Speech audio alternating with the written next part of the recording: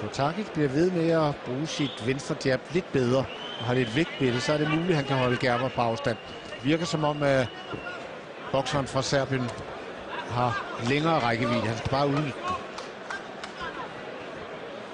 Til gengæld virker Kotakis ikke som en mand, der har fysik og overskud til at bokse 8 omgange mod en så tilsyneladende veltrænet mand som Imre Gerber.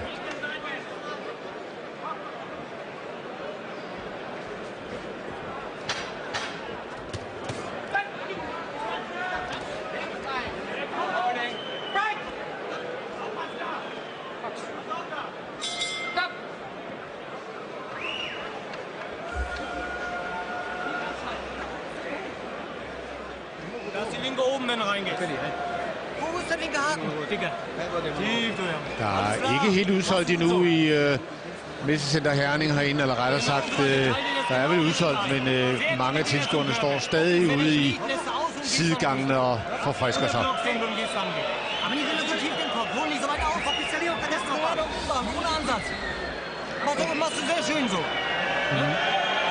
Og her ser vi, hvordan Gerber forhiver sig og fejler totalt sin højre hånd.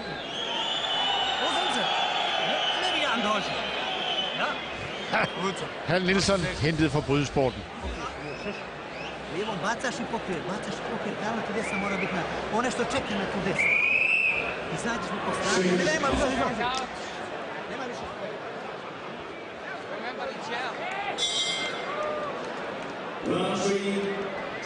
Tredje omgang af denne sværvægtskamp sat til 8 omgange, hvis ellers at Kotakis holder hele vejen hjem.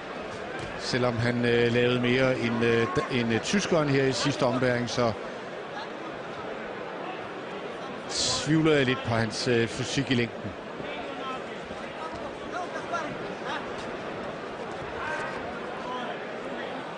Det er utroligt, at Gerber ikke forsøger at bokse den serbiske bokser lidt mere, i stedet for bare at gå rundt og spille stærk mand og slå huller i luften.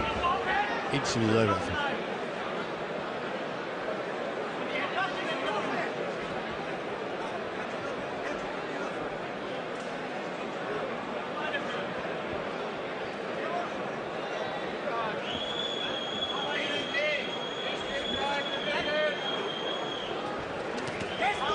Vi skal altså stadig huske, at det er 2 ubesejrede bokser, der har Kotakis 7 kampe, 7 sejre, 5 af dem på knockout, så han kan også slå.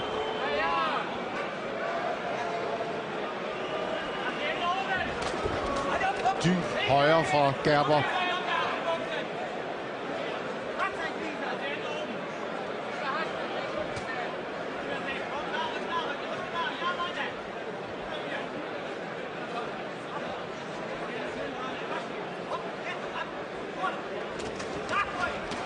Der fanger han ved tårne og presser, så han skal forsøge at følge op på det og presse ham over hjørnet.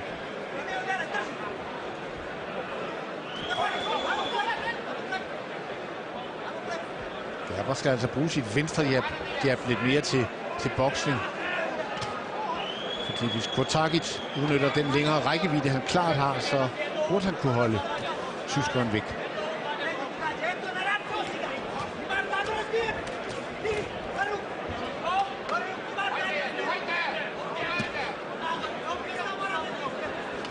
Kotakis bruger betydeligt mere energi på hele tiden at skulle danse væk fra Gerbers frygtede højre.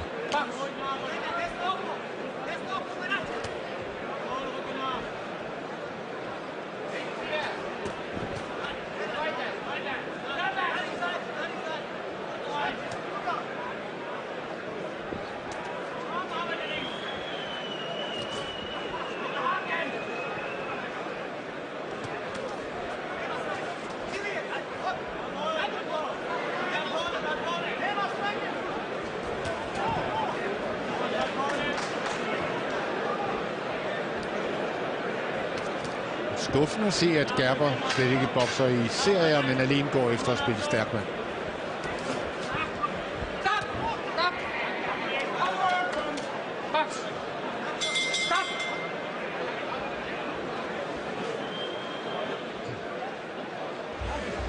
Nu ser vi, hvad Carsten Røver siger. machst du Druck? Bleib doch geschlossen. Nur nicht blind reinlaufen, wenn er dich abkontert und nicht ihn schlagen lassen. Hast gehört? Beweg dich oben. Und arbeite mit der Führungshand. Immer wieder gerade haken, arbeite immer schön mit links. Haben wir uns verstanden? Und tief atmen. Arbejd med dit venstre jab meget mere, bevæg dig mere, flyt dig mere, gå rundt om modstanderen, slå til ham. Aber die Dinger in der Mitte rein, nicht von außen. Wenn er am Rechts, ja, genau, nicht außen. Immer nur ein, zwei schlagen, nicht so viel. Der når Kurtakis lige at blokere med sin venstre hånd for den højre, der hamrede ind fra Gerber. Weiter konzentriert Druck machen. Immer wieder nach vorne schieben, antäuschen, antäuschen. Das kostet doch keine Kraft. Und er arbeitet mit einer Hand und mit zwei.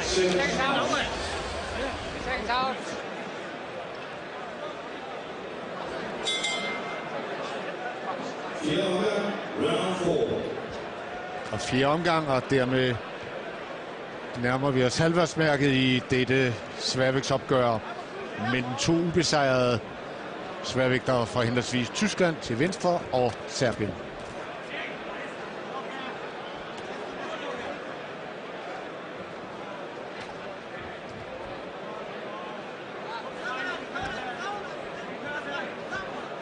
Det vi har set i de første 4 omgange, det er Nedmut Gerber, der alene går efter knockout af sine modstandere og ikke har bokset ret meget kombinationsboksning og slet ikke serier. Forsøg sig med en dyb venstre her.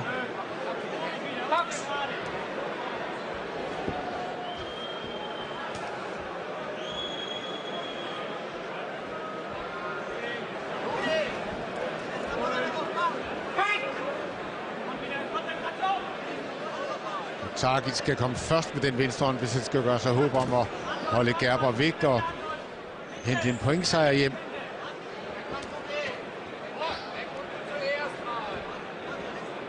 Gerber er jo ikke just nogen balletdanser på benene, mildt sagt. Bevæger sig noget tungere end Kurtakis.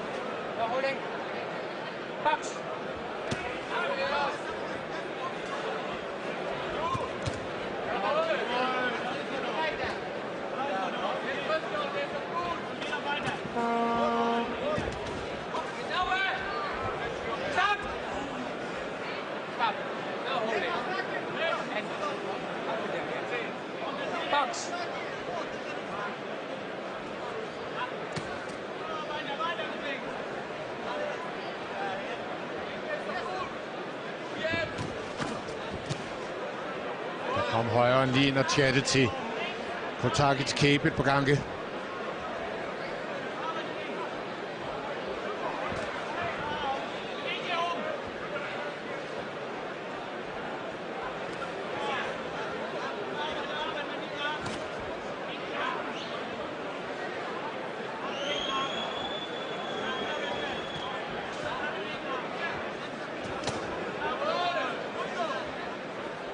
Kurtakis har kun en mulighed, det er at komme først med jabbet og prikke det jab ind, så der kan blive åbent til den højre hånd.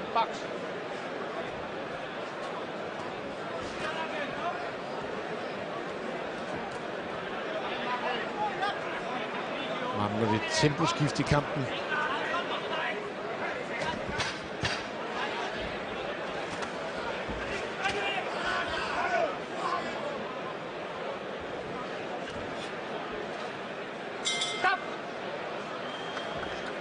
For de pay-per-view-serier, der netop er kommet ind nu her, så kan vi fortælle, at Patrick Nielsen lidt tidligere på aftenen vandt på en imponerende afslutning på knockout i 4 omgang over Norbert Sekeres fra Ungarn. Og den næste kamp, som vi får efter den her, der er der igen dansk islet. Det er nemlig Winnie Skovgaard, der i weltervægt skal op mod den rutinerede belgiske kvinde, der er en Svakhofer.